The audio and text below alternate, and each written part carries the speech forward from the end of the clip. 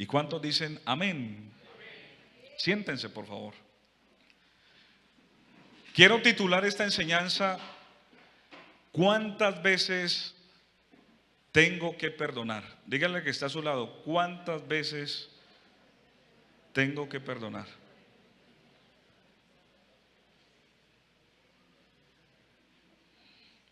Complejo este tema, ¿no? Bueno, pongámonos los cinturones, porque es un tema muy complicado.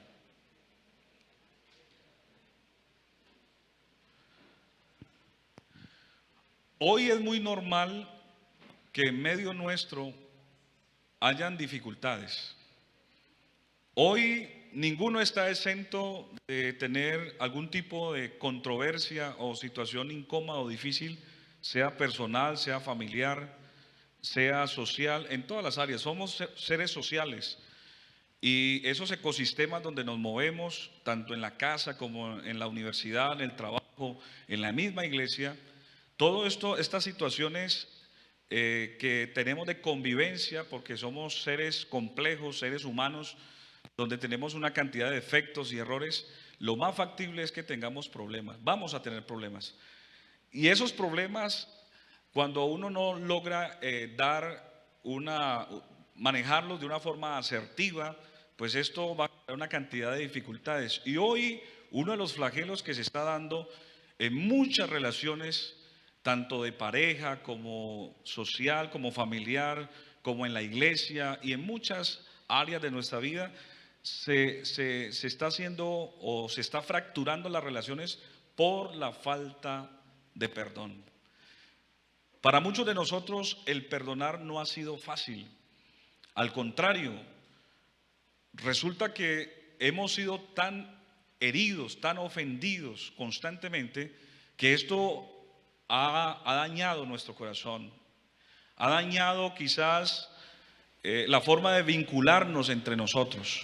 Es posible que esta mañana alguien haya sido tan reiterativo, tan reincidente frente a las ofensas, sea que lo hayan ofendido o haya usted ofendido a otro, que ya le parece normal y lo han naturalizado. Y algunos, por no procesar esto, por no superarlo, no entender cómo darle un manejo correcto a la falta o cómo superar el perdón, es donde usted se siente demasiadamente afectado y no logra salir adelante.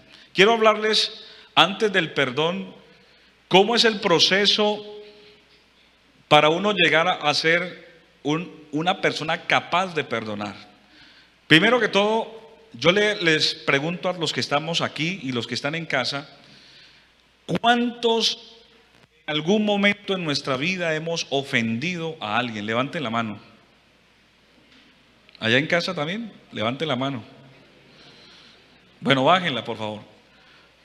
¿Cuántos en algún momento en nuestra vida nos han ofendido? Levanten la mano. La mayoría, ¿cierto? Quiere decir que todos estamos involucrados en el tema. Ahora, yo les pregunto, ¿una ofensa es algo que nos ofenden o nos hacen daño y termina allí? ¿O es algo que es progresivo, que avanza?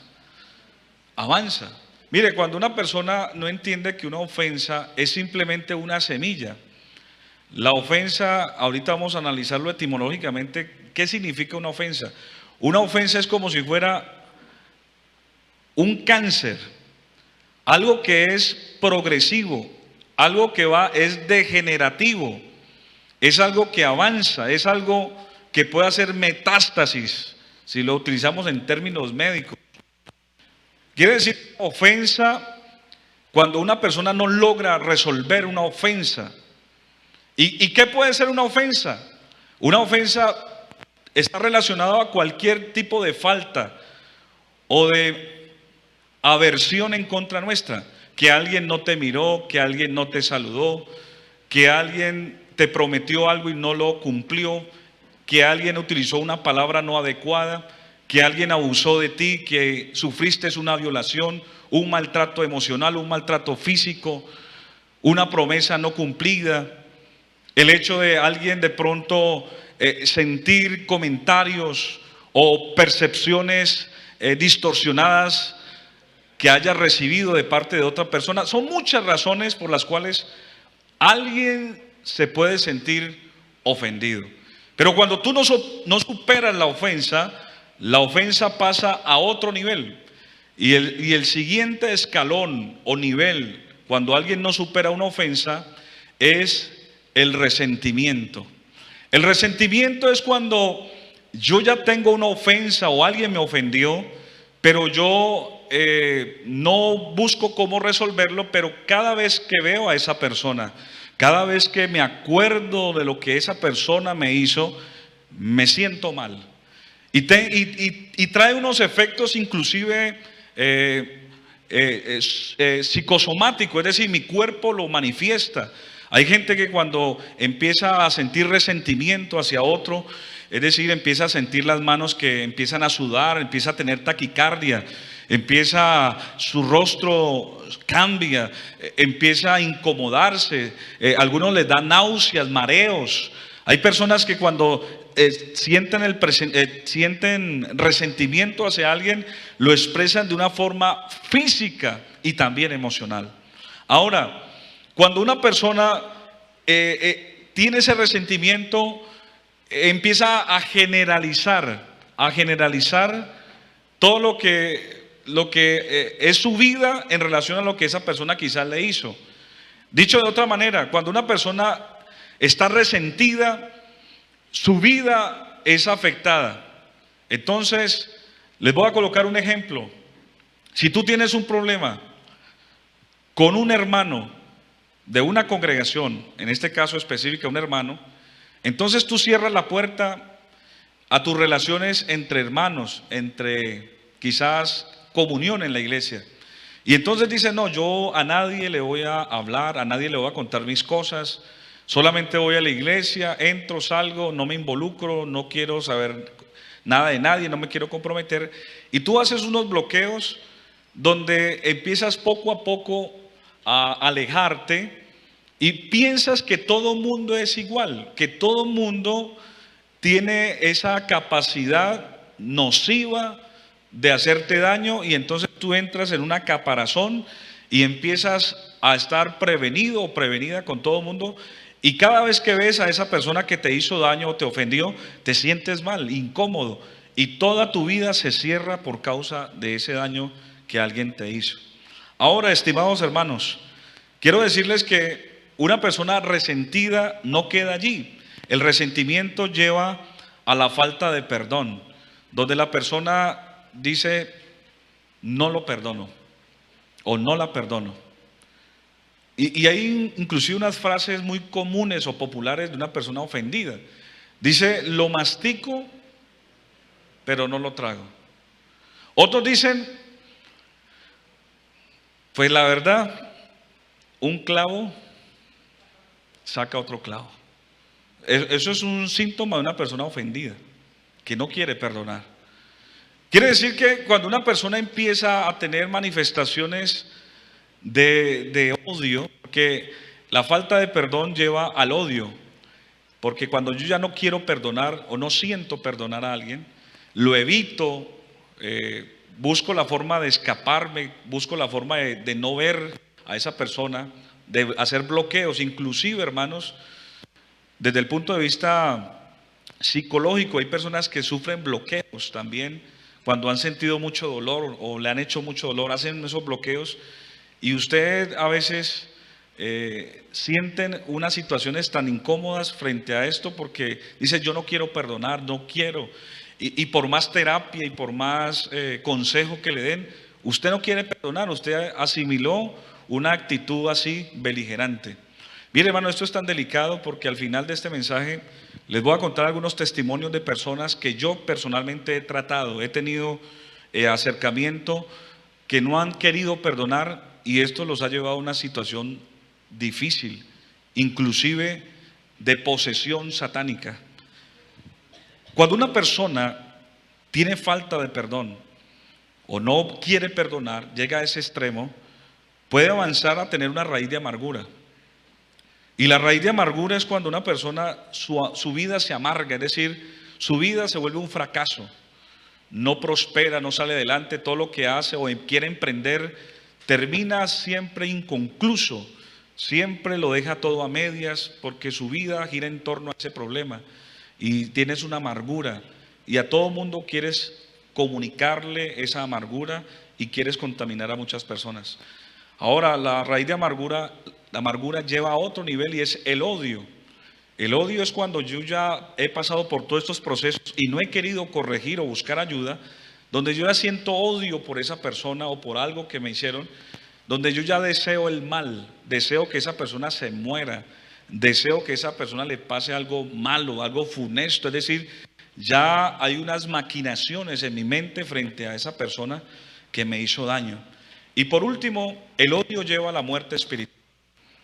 Cuando una persona ya odia, pues le afecta su relación con Dios y eso lo puede llevar a una muerte espiritual, donde ya usted, por más que Dios le hable o esté en el culto o Dios, o tú te arrodilles, ya Dios no te escucha porque ya hay algo en tu vida que está generando algo que a Dios no le agrada. Hay un bloqueo espiritual donde tú estás haciendo resistencia y Dios es un caballero, Dios no va a violentar a nadie. Si tú no le permites entrar y si tú no quieres, entonces el Señor simplemente deja que tome la decisión en su momento. ¿Cuántos dicen gloria a Dios? Y la muerte espiritual va a llevar a la muerte física, porque al final una persona ofendida va a cometer muchos errores. Ahora, entonces vamos a analizar la etimología de una ofensa.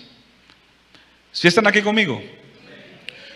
La palabra ofensa en el griego se escribe chandalón, y la palabra chandalón significa trampa, carnada, carnada. Es decir, que cada vez que nosotros estamos frente a una ofensa, es como si fuera una carnada. Los que hemos experimentado la pesca, cuando usted va a pescar a un lago, al mar, a un río, cuando usted va a pescar, la forma más ideal o correcta es poder pescar con un anzuelo, ¿cierto? Es una forma, porque hay muchas, pero lo normal, imagínense ustedes un anzuelo. Pero el anzuelo solo no pesca, el anzuelo tiene que llevar una ¿qué? Carnada. Y esa carnada es de acuerdo al apetito o a la forma, a la clase de pez, gracias, o ser atractivo al pez. Hay peces que les encantan las lombrices, a otros el pan, a otros los mismos peces. Es decir, cada pez tiene una carnada específica. Entonces, cuando una persona tira el anzuelo con la carnada, pues es un ambiente propicio para que el pez se acerque y muerda. Cada vez que usted y yo estamos frente a una ofensa, sepa que es una carnada que el enemigo pone en nuestra vida para que nosotros caigamos allí. Entonces, cuando una persona muerde la carnada, en ese momento queda preso de una trampa. El enemigo usa inclusive a personas. El enemigo va a usar gente muy cercana a nosotros, familiares, amigos, personas inclusive íntimas que nos van a ofender, van a poner la carnada para que nosotros mordamos eso. Ahora, hay dos tipos de ofensas.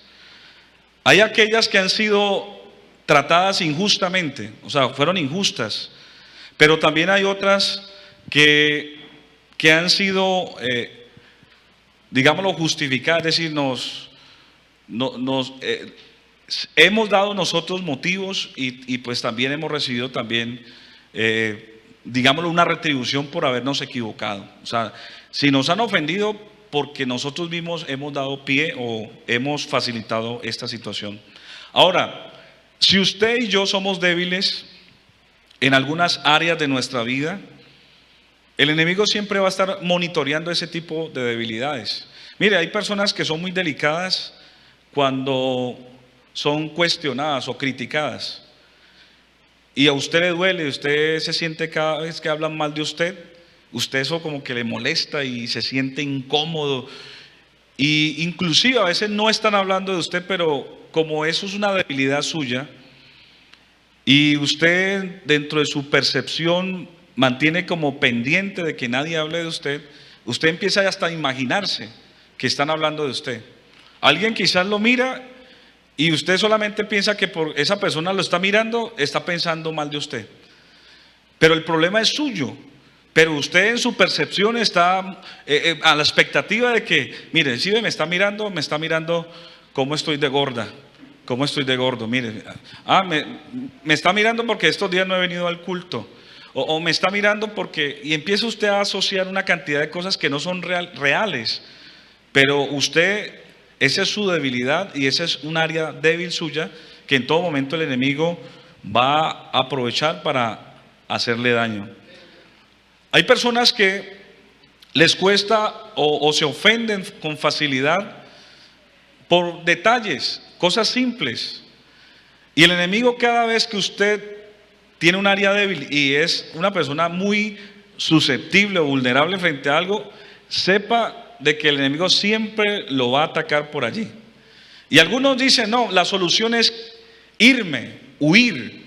La solución es bloquear. La solución es aislarme de esa persona. Bueno, de momento puede ser una alternativa y una solución. Usted puede en un momento dado bloquear la relación de una amistad. Usted en un momento dado puede irse de un lugar a otro. Usted puede cambiar de casa, de congregación, de barrio, si quiere, buscando la forma de escapar o de bloquear ese tipo de amenazas que usted tiene. Pero como el problema es suyo, donde usted vaya, siempre va a encontrar seres humanos incompletos, imperfectos y personas que van a ser otra vez usadas por el enemigo para vulnerar otra vez esa área difícil de tu vida. Entonces uno nota, hermanos, por ejemplo, que se trasladan de congregación.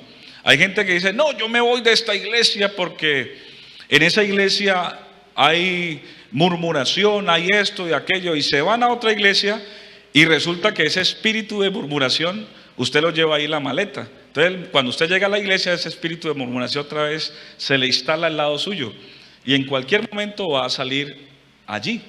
Si usted dice, no, es que el problema es los colombianos, el suramericano es así, no, los latinos somos, y se va para Europa. Dice, no, los europeos, ellos son otro tema, ellos son otra raza, otra estirpe. ¿Será que en Europa no hay ese tipo de problemas? ¿O en Estados Unidos? Entonces, donde usted vaya siempre va a encontrar ese tipo de cosas, porque estamos en el mundo y somos seres humanos. ¿Cuántos dicen gloria a Dios? Ahora, estuve investigando 3 razones por las cuales van a llegar las ofensas a nuestra vida. Porque de alguna manera la ofensa hay que aprender a convivir con ella, que es algo normal, va a ser muy normal.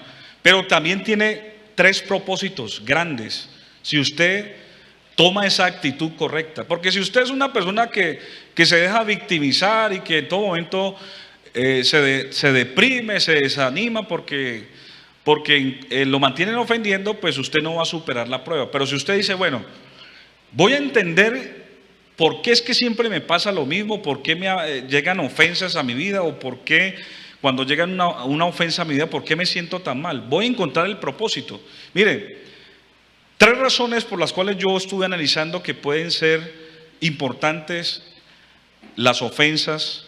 Número 1, será inevitable. Será inevitable. Eso es algo que cuando usted lo entiende que es algo inevitable, esto da tranquilidad. Porque usted no es el único. Usted no es la víctima, usted no es el elegido que todo gira en torno a usted y que no, es que a mí todo lo que me pasa es a mí. Vea, Julano no es a mí, no, usted no es el único, usted no es la única. Jesús dijo a sus discípulos en Lucas 17:1, dijo, imposible es que no vengan tropiezos, imposible. O sea, siempre habrán tropiezos, número 1. Número 2, las ofensas o tropiezos son necesarios para el crecimiento y la madurez espiritual.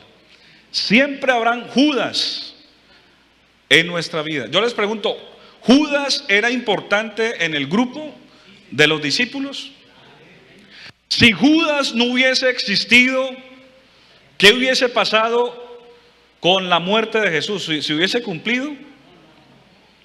O sea que Judas hacía parte del guión, digámoslo, de la escena. ¿Judas era importante en ese papel protagónico de Jesús en la historia? Entonces, en nuestra vida siempre habrán Judas importantes. Ahora no sé si usted será Judas, pero son importantes los Judas. ¿Cuántos dicen gloria a Dios? Los Judas son necesarios porque llegará un momento donde esa persona será usada por el enemigo para confrontar nuestras convicciones y nuestra fe. Número 3, las ofensas son una forma de manifestar a aquellos que somos aprobados por Dios. Pablo dice en 1 Corintios 11:19, dice: porque es preciso que entre vosotros haya disensiones, para que se hagan manifiestos entre vosotros los que son aprobados. Hermano, mire, cuando alguien se va de la iglesia o se aparta del camino del Señor por una ofensa, es inmaduro. Es una persona que le falta madurez. Miren, en este camino, hermano, nos vamos a encontrar una cantidad de cosas. Aquí vamos a ser personas, nos van a traicionar. Vamos a hacer, digámoslo, vamos a tener problemas, que alguien nos va a confrontar, que alguien se va a equivocar con nosotros, nos van a traicionar, vamos a ser desilusionados, alguien nos va a tratar mal. Porque somos seres humanos y somos una familia, y no solamente aquí en la iglesia, en su casa, en la empresa, en la universidad, en todo lugar. Usted no piense que va a vivir en este mundo en una burbuja y que nadie te va a hacer daño, que nadie te va a tocar. Y por más que usted quiera evitar, allá le va a llegar. Me acuerdo una vez, cuando empezó el COVID, aquí el COVID, eso fue en el 2000, ¿no? 2020. Y recuerdo que una hermana no venía al culto y yo la llamaba: hermana, pues ya habilitaron el servicio, ya podemos venir. ¿Se acuerdan del aforo de 50 y ya podíamos venir? Y ella: no, hermano, no, yo no voy a ir. Hermano, de pronto me contamino. Y resulta que se contaminó. Y no fue aquí. En la misma casa, con la misma familia se contaminó. Entonces, a veces, hermanos, nosotros nos ponemos o tenemos pretensiones que pensamos de que nadie, o que nosotros estamos en capacidad de ser exonerados de que nadie nos dañe. Pero esto va a llegar tarde que temprano. Ahora, si usted está viviendo un momento de ofensa, por lo general uno como humano a veces no lo acepta. Uno no lo acepta. ¿Sí están aquí conmigo? Usted puede estar ofendido y usted, hermano, usted está ofendido con... No, yo no estoy bravo. No, yo no estoy ofendido. No. Pero sí, usted está ofendido. No. Es que ya, o sea, es decir, ya lo perdoné, pero por el hecho de yo perdonarlo, yo no puedo pues estar en todo momento como que sonriéndole. ¿Será que esa actitud es la correcta? Cuando una persona está ofendida, empieza a sentir alegría en su corazón si algo malo le sucede a la persona que le ofendió. Siente que el corazón, hay un fresquito, dice cuando le está yendo mal, dice: uy, yo no le deseo mal, pero siento un fresquito.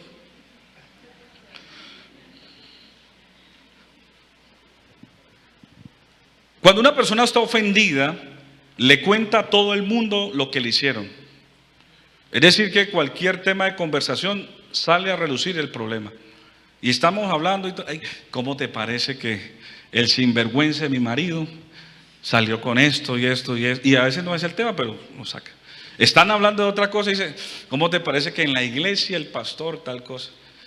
Y en todo momento. Entonces, cuando usted saca siempre ese tema en sus conversaciones y en todo tiempo, en todo momento está hablando lo mismo y se vuelve monotemático, usted está ofendido. Cuando usted empieza a ver el 100% de lo malo de una persona, porque nunca una persona ofendida no ve lo bueno, siempre lo malo. Puede haber hecho muchas cosas buenas, y eso me pasa a mí como pastor. Yo a veces como pastor trato de hacer las cosas en lo mejor posible, de tratarlos bien a ustedes con respeto, con amabilidad, con temor a Dios. Pero a veces yo como humano se me sale el Valencia Y algunos de pronto usted dice, ay, el pastor, vea, ¿ah? ¿Qué tal el pastor? Me miró mal, me trató mal. Pero, y a usted se le olvida todo lo que de pronto uno ha aportado a su vida espiritual, pero no, solamente por un pequeño error le cobran todo. Dice, no, es que el pastor es mala clase, mala gente, esto y esto. Y le sacan una lista que uno hasta se sorprende y uno dice, vean, queda uno debiendo dinero. Pero no se fija en lo bueno. Y así pasa en la pareja. Usted con su pareja está bien y un momento a otro su pareja se equivocó y usted empieza a sacar toda esa lista de todo lo malo que esa persona hizo y no ve lo bueno. Eso es una persona ofendida. Ahora, ¿qué debemos de hacer cuando usted está ofendido? Cuando yo estoy ofendido. ¿Qué debemos de hacer frente a la ofensa? O sea, yo estoy ofendido ya estoy ofendido. Pablo dice a los Efesios en el capítulo 4 y el verso 26, dice, airaos, pero no pequéis. O sea, usted y yo nos podemos enojar. Jesús se enojó. ¿Se acuerda cuando Jesús llegó al templo y vio esa mercadería, cómo estaban haciendo mercadería en pleno templo y vio todo ese contrabando que había allá afuera? Él llegó y empezó a tumbar esas mesas y él se airó, ¿sí? Pero una cosa es airarse y otra cosa es pecar. Pero es una línea muy delgada, realmente, es muy delgada. Cuando usted y yo nos enojamos, es muy complicado no pecar. Por eso cuando usted y yo nos enojemos, tratemos como de saber en qué momento hay un punto de inflexión donde ya voy a perder el control. Porque hay momentos donde uno, por causa del enojo, puede cometer un error grave. Hay personas que en medio de la rabia han dicho cosas, imprudencias. En medio de la rabia han golpeado. En medio de la rabia han amenazado, han hecho una cantidad de maniobras que después, por más que usted haya querido corregirlo, pidiendo perdón o disculpándose, ya no hay nada que hacer. O sea, a veces la rabia te puede llevar a un momento de cometer una locura. El proverbista dice, una pequeña locura daña la estima de aquel que es considerado como un sabio o elocuente. Una mosca daña el perfume del perfumista. A veces algo pequeño puede generar un daño muy grande. Entonces, cuando yo me enojo, cuando hay algo muy fuerte dentro de mí, yo tengo que pedirle al Señor que me ayude a controlar eso, la ira, y poder canalizar eso en la presencia de Dios. Yo personalmente, hermanos, cuando estoy demasiadamente enojado y que sé que voy a cometer un error, voy a hacer daño, lo que hago es tratar de, en el momento, guardar silencio y orar más bien, orar. Pablo dice en Romanos capítulo 12 y el verso 20, si no estoy mal, dice, no seas vencido de lo malo. El 21, perdón, el 21. Dice, no seas vencido de qué, de lo malo, sino vence con el bien el mal. Ah, hermano, eso es muy difícil. Suena muy bonito, pero en medio del enojo, hermano, usted reprimir sus emociones y de pronto hacer otra cosa es difícil. Claro, es difícil, hermano. Por eso esto es una enseñanza, esto es un entrenamiento, hermano. Por eso estamos esta mañana aquí, nos estamos entrenando. Que cuando usted esté frente a una ofensa y usted se quiera desubicar, usted quiere hacer daño, no sea vencido de lo malo, sino que usted dígale, Señor, yo quiero aprender a tener dominio propio. ¿Cuántos han perdido su hogar? ¿Cuántos hoy en día están en el cementerio? En el cementerio hay una cantidad de valientes, de gente que decía, yo no me la dejo montar de nadie, que yo el que me responda, yo le salgo y esto. Y la Biblia dice, es mejor perro vivo que león muerto. A veces uno en la calle, hermano, que hoy en día hay tanta intolerancia, hermanos, tratemos de ser prudentes. Mire, hay gente, y se lo digo así literalmente, hay gente que sale a la calle esperando una oportunidad que alguien les ofenda para ellos desahogarse o sacar todo su odio o su veneno que hay en su corazón para desquitarse con alguien. A mí personalmente pues, se los digo, no es algo, les voy a hacer una confesión, pero a veces, hermanos, hay días, hay momentos donde, por ejemplo, los fines de semana, los viernes, los sábados, si es en la noche, a mí a veces me da temor salir, porque uno siente el ambiente, uno siente que la gente, producto del alucinógeno, producto del placer que a veces se genera en esos espacios, en esos días, sobre todo que la gente quiere sentir emociones, la gente es muy intolerante. Y entonces usted a veces no mantiene como prevenido frente a estos temas, y usted es imprudente, usted sale a cualquier hora, entra a cualquier hora. Y qué bueno, hermanos, que usted sea prudente en sus horarios. Si es algo que tiene que ya trabajar o le toca, pero evite andar de noche, hermano. La Biblia dice que los hijos de luz andan es de día. Y las tinieblas, realmente en las tinieblas o en las noches hay mucho peligro. Y usted nota, hermano, que hoy en día usted medio le tocan el carro, le tocan la bicicleta, la moto, o a veces hasta le miran a usted, su esposa, y ¡ay, venite! ¿Sí? O es que no viste, no sé. Y eso hoy en día, hermano, la intolerancia es seria. Por eso usted enójese, pero ponga el freno de emergencia. Porque si no, hermano Guillermo, no vamos a durar mucho. ¿Sí están aquí conmigo, hermanos? Una persona ofendida se convierte en un problema, no solamente para sí mismo, sino también para todos los que están a su alrededor. Miren, la Biblia dice en Proverbios 18:19,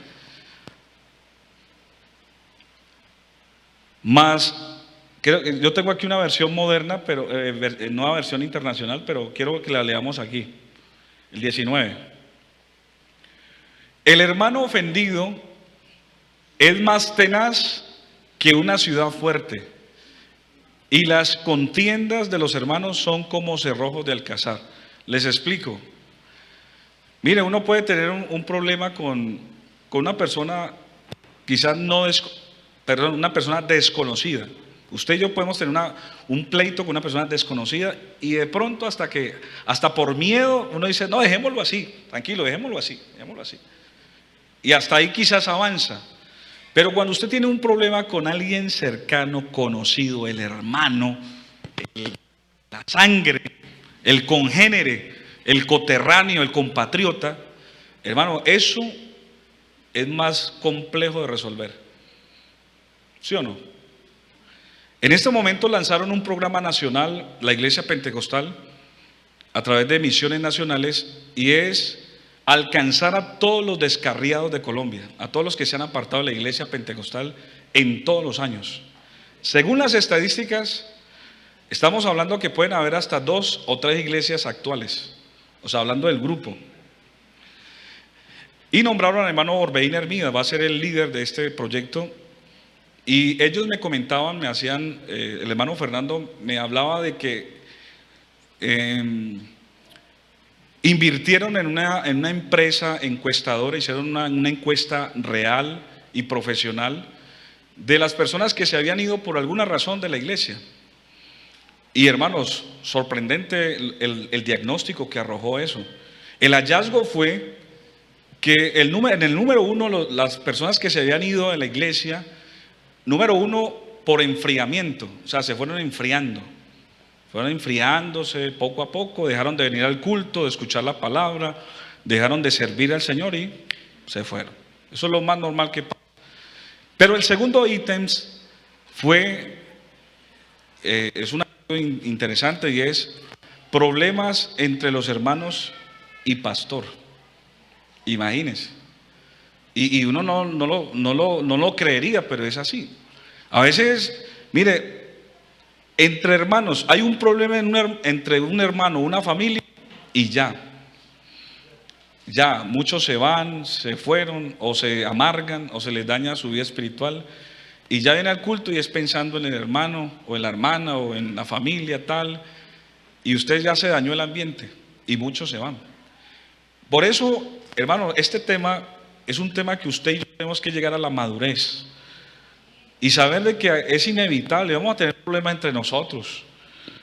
Yo de alguna manera los voy a ofender a ustedes me van a ofender a mí, ustedes se van a ofender entre ustedes, pero lo importante es llegar a acuerdos y llegar al perdón, donde es el final de este tema, de poder alcanzar la madurez y la capacidad de perdonar. La pregunta es, voy a formular una pregunta. ¿Qué no es perdón? ¿Qué no es perdón? Porque a veces uno dice, perdonar es esto o aquello. Por ejemplo, hay personas que dicen, perdonar es olvidar. ¿Cuántos creen que perdonar es olvidar? Levanten la mano. Bueno, uno nomás. Otros dicen, perdonar es pasar por alto la ofensa y ya, no prestarle atención. ¿Cierto? Hay gente que dice, no, yo no le presto atención a eso. Ojos que no ven. Yo no fui testigo, me dijeron, pero igual, no. Ya no. Hago de cuenta que no vi nada, no escuché nada. ¿Eso es perdonar? ¿Sí o no? Mire, voy a hablarles algunas razones por las cuales usted tiene que entender que no es perdonar, porque a veces nos hacemos unas falsas expectativas y por eso es que la herida está allí o el problema está ahí, usted no lo ha superado. Mire, el perdón no es tratar de olvidar lo sucedido, ni negar una ofensa que nos han hecho, ni tampoco otros dicen el tiempo, vamos a darle el tiempo al tiempo, dicen algunos. Dice, no, dejemos que el tiempo nos ayude a olvidar o ignorar. Algunos dicen o piensan que el perdonar es alejarse o huir del problema o de las personas. Entonces, ahora sí la pregunta es, ¿qué es perdonar? ¿Qué es el perdón? El perdón es soltar, dejar ir libre a una persona que nos ofendió, soltar a alguien que nos causó daño, cancelar la deuda de alguien que nos debe. El perdón es algo que uno lo encuentra solamente en Dios, porque humanamente uno no es capaz de perdonar, ni tiene la capacidad de perdonar. El verdadero perdón nos lo enseña el Señor Jesucristo.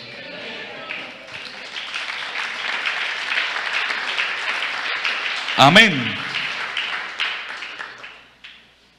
Jesús le enseñó a sus discípulos, le dijo, cuando estéis orando, perdonad si tenéis algo contra alguno, para que también vuestro Padre que está en los cielos os perdone a vosotros vuestras ofensas. Marcos 11:25. Mire, una de las del Génesis o el principio para uno perdonar es primero saber de que si yo no perdono, proporcionalmente yo estoy en un problema con Dios. Si yo no perdono al hermano Oscar, si yo no lo perdono, a mí Dios no me va a perdonar. El día que yo me equivoque, Dios me cierra la puerta. Si yo no perdono a alguien, sea mi hermano, mi hermana, mi esposa, cualquiera que sea la vinculación, si usted no perdona, Dios no lo va a perdonar. Así de serio es esto. Por eso muchos están jugando con la salvación. Algunos piensan que es selectiva el perdón. Dice, no, yo a este lo perdono, a este no, a este sí. No, el perdón no es selectivo. El perdón es una relación constante y directamente proporcional a mi relación con Dios.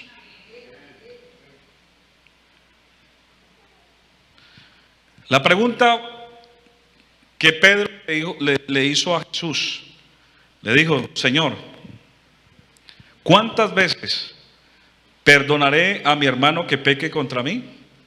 ¿Hasta 7? Y Jesús le dijo, no te digo hasta 7, sino aún hasta 70 veces 7. ¿Qué significa esto, hermanos?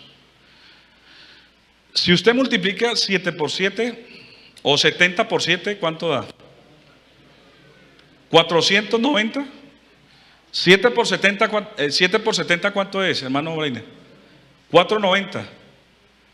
Nosotros en nuestra vida hemos ofendido 490 veces o más.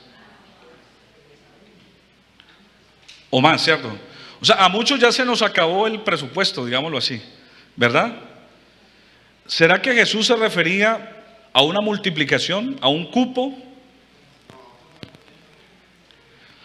Cuando usted analiza o hace una correcta interpretación de este texto, lo que Jesús da a entender es que era a la potencia. Haga usted la suma o la potenciación, 7 por 7. Y lo que es 7 por 7, y 7, y 7, y 7, y cuando usted menos piensa, la calculadora le dice, estúpido. Aparece error. ¿Cierto? Ya, infinito. Quiere decir, hermanos, que el perdón es infinito, o debe ser infinito. Pero nosotros eso no lo entendemos. Usted dice, le hicieron una cosa, va una. Como Condorito, ¿no? Va una. Le hicieron otra, van dos. Le hicieron otra, ya, hasta ahí fue. Nosotros ponemos siempre ese límite. Pero realmente Jesús lo que da a entender es que el perdón tiene que ser un estilo de vida. Y para yo entender que el perdón tiene que ser un estilo de vida, yo lo entendí con esta parábola. Vamos a leerla. Mateo capítulo 18 y el verso 21. Mateo capítulo 18, verso 21 al 35 dice de la siguiente manera. Entonces se le acercó Pedro y le dijo, Señor, ¿cuántas veces perdonaré a mi hermano que peque contra mí? ¿Hasta 7? Por lo cual el reino de los cielos es semejante a un rey que quiso hacer cuentas con sus siervos, y comenzando a hacer cuentas, le fue presentado uno que le debía 10,000 talentos. A este, como no pudo pagar, ordenó su señor venderle a su mujer e hijos y todo lo que tenía para que pagase la deuda.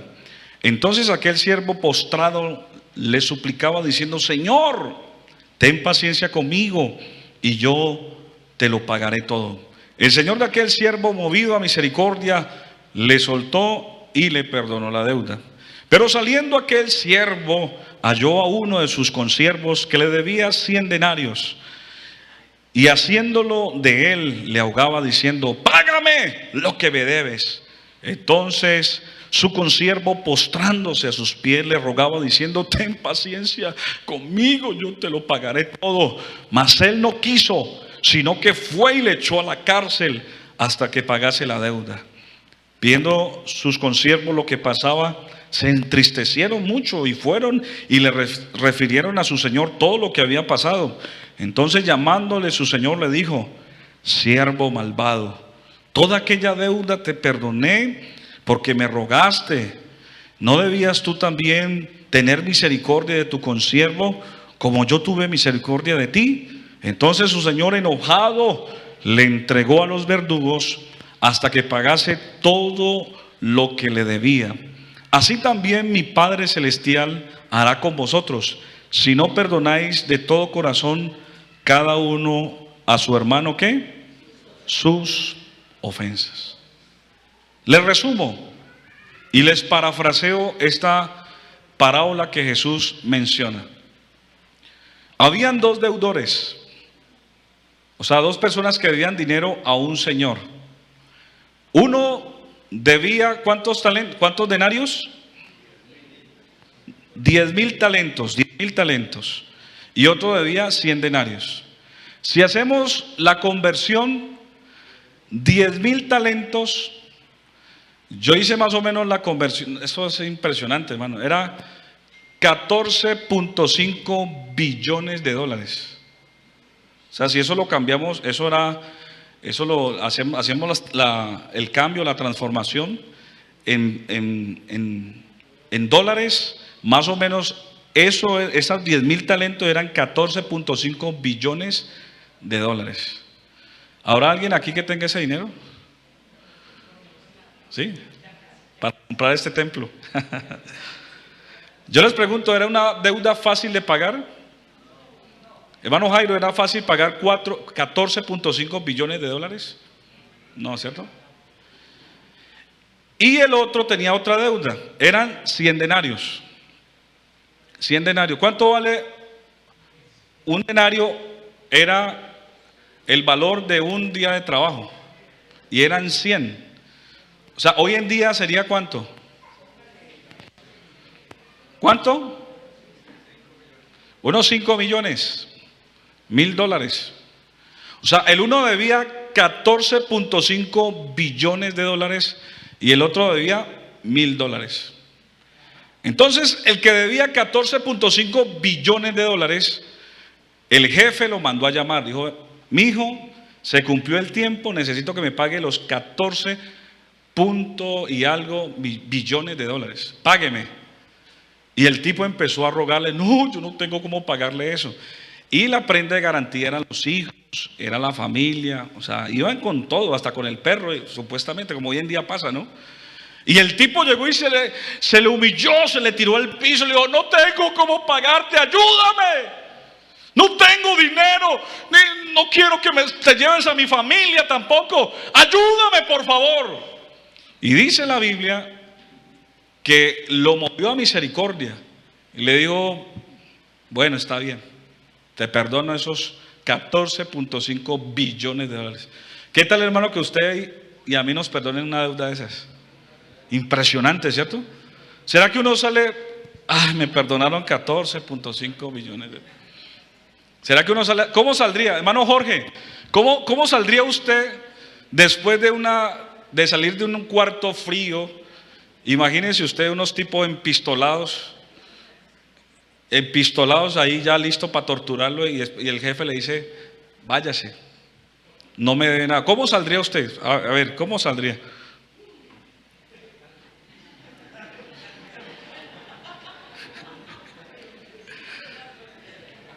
Alegre, ¿cierto? Contento. Yo creo que a todo mundo en la calle besaba y me perdonaron, me perdonaron. Ay, ahora ya puedo estar con mi familia, con mis hijos.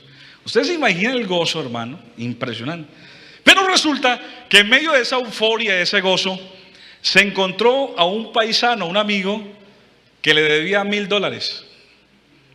Y el hombre contento porque le dan perdonado. Cuando ve el tipo que le debía $1.000, dice la Biblia que lo cogió del cuello, dice literalmente, se lo encuelló. Le dijo: sinvergüenza, pagame los $1.000 que tú me debes. Y el tipo: no, sí, yo te los voy a pagar, dame chancecito. No, me los pagas ya, no. Y resulta que dijo: no, $1.000, te voy a llevar a la cárcel.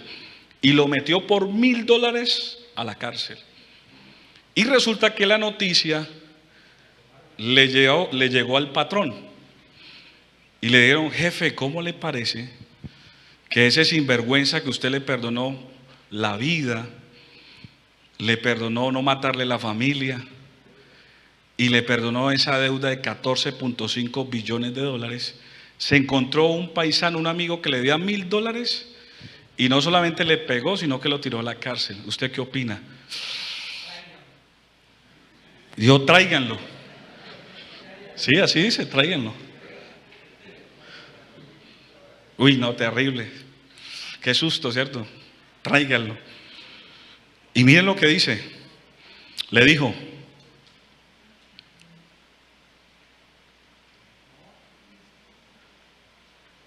entonces, llamando a su señor, le dijo: siervo malvado, toda aquella deuda te perdoné porque me rogaste. ¿No debías tú también tener misericordia de tu consiervo, como yo tuve misericordia de ti? Entonces su señor, enojado, le entregó, ojo con esto, a los verdugos. La palabra verdugo, si usted la busca en el griego, en la etimología, es atormentador, demonio. O sea, la palabra verdugo es atormentador, demonio. Miren, una vez, yo les conté, creo que ustedes, en una ocasión, estábamos en una vigilia aquí en el colegio La Corder, recuerdo, eso fue hace más o menos 20 años atrás, ahí en el colegio La Corder, y estábamos en un avivamiento impresionante, y había ido una señora, era la primera vez que iba al culto, no era la congregación, había ido de visita, y de un momento a otro cayó al piso, y cuando cayó empezó a tener movimientos extraños.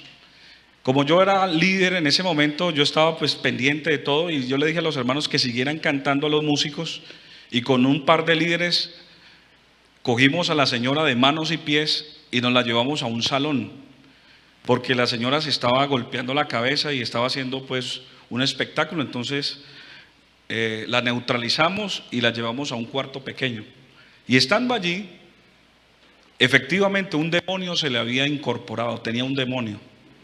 Y ese demonio empezó a insultarnos. Entonces yo empecé a liderar la liberación. Entonces en ese momento el demonio me queda mirando y me escupió, inclusive me escupió, recuerdo. Y yo lo sujeté en el nombre de Jesús. Le dije, te ato en el nombre de Jesús, y quedó atado.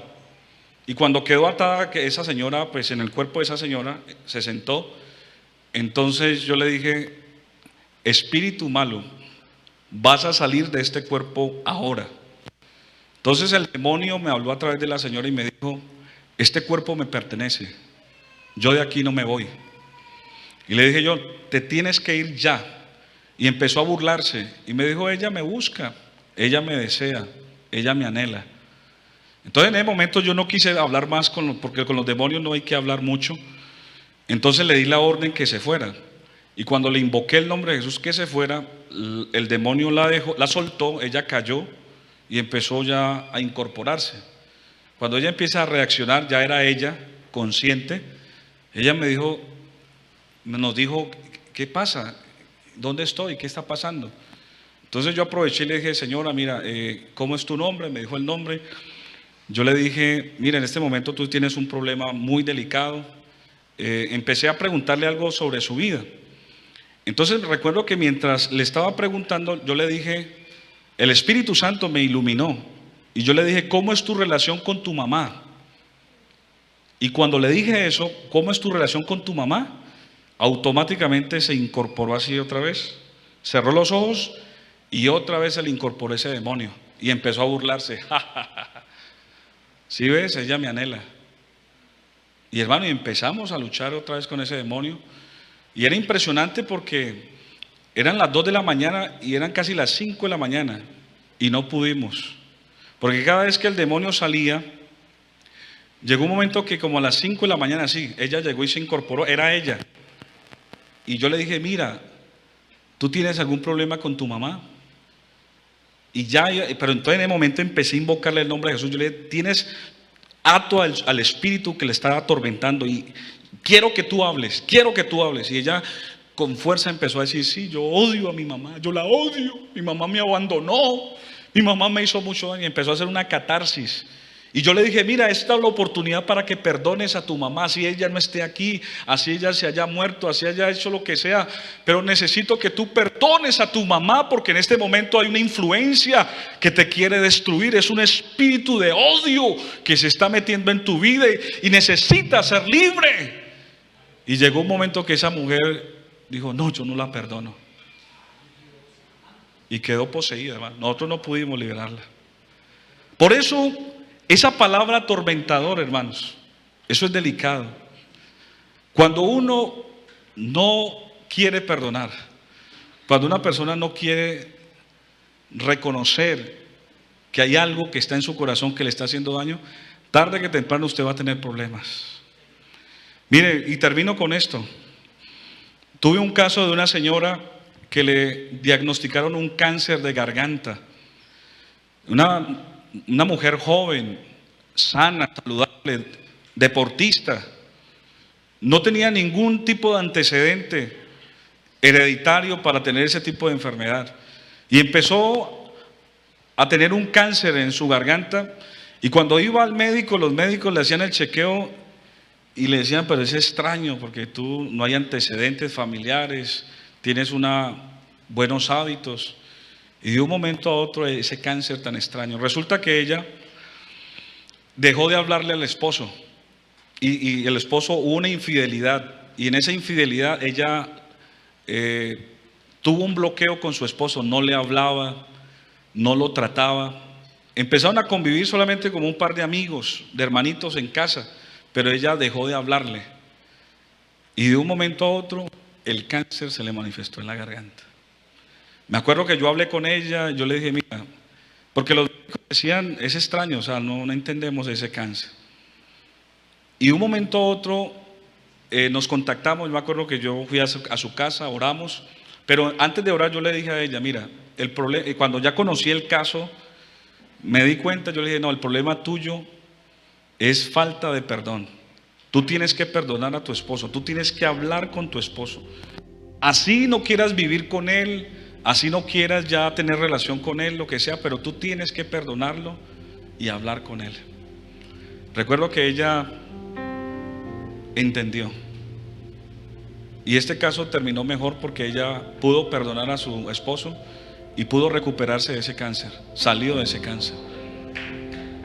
Alabanzas al nombre del Señor.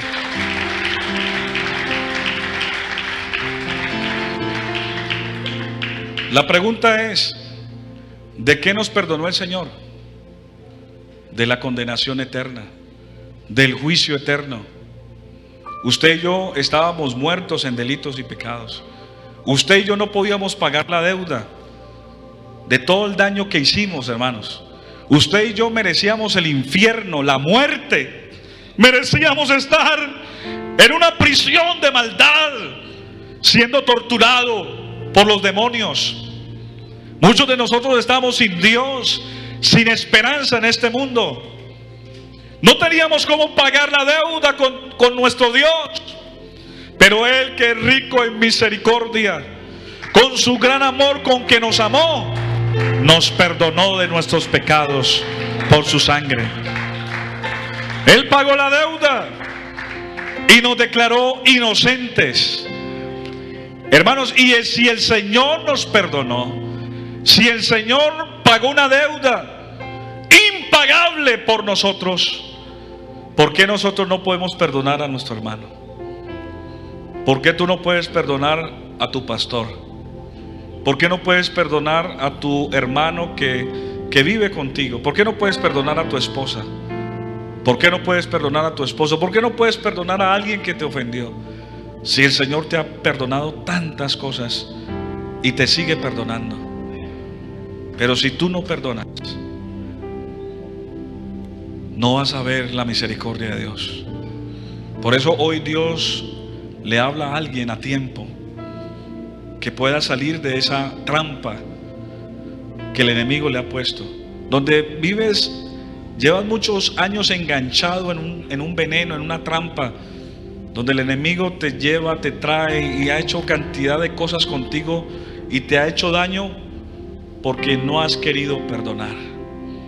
Inclusive el día que tú perdones, vas a ser libre y vas a entender muchas cosas de Dios, misterios de Dios. Vas a ser feliz aquí en la tierra también, porque muchos viven cargando una raíz de amargura y así estén rodeados de cosas y tengan bienes, posesiones, tengan estatus, tengan dinero, tengan muchas cosas. Vives una vida amargada, frustrada, simplemente por algo sencillo que puedes resolver hoy mismo, porque esta tarde aquí está el poder de Jesucristo y la sangre de Cristo nos limpia de todo pecado. Hoy puedes ser perdonado y puedes tener la capacidad de perdonar a tu hermano o a alguien que te ofendió. Hoy puedes perdonar a ese esposo. Hoy puedes perdonar a esa esposa.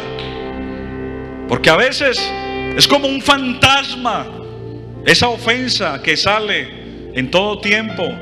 Cada vez que te acuerdas, sale ese fantasma y te habla el corazón, te habla la mente y te dice: mira, ¿cómo vas a perdonar a ese hombre?